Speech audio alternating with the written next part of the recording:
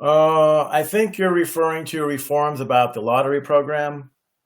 A lot of what you mentioned, a lot of what's in that January 17th has to do with cleaning up the cap registration program so there's less fraud. That was a big part of it.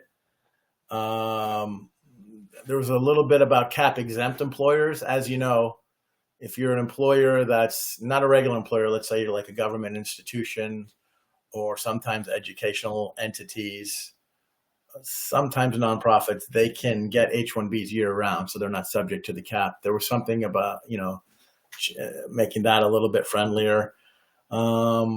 Otherwise, then something about how they define the specialty occupation itself, maybe when they're going to look at petitions.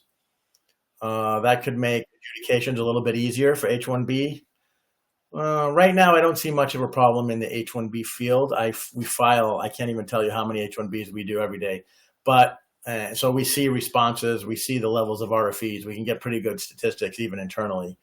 And right now, H-1Bs do not seem to be issuing. They do not seem to be issuing a lot of needless RFEs like they have in the past.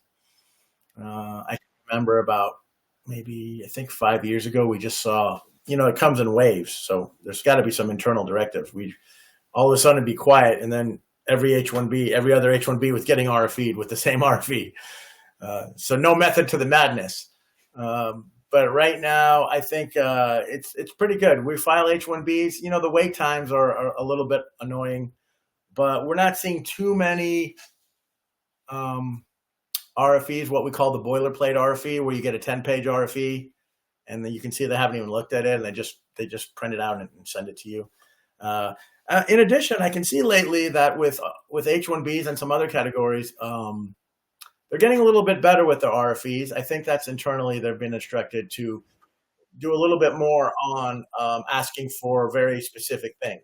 So maybe you'll get a shorter RFE, but it's looking for something very specific. We're seeing a lot of that trending lately. That's good because they can focus on something that actually is a legitimate issue, and you don't have to send them a response to 10 pages of nonsense when you've already provided everything there.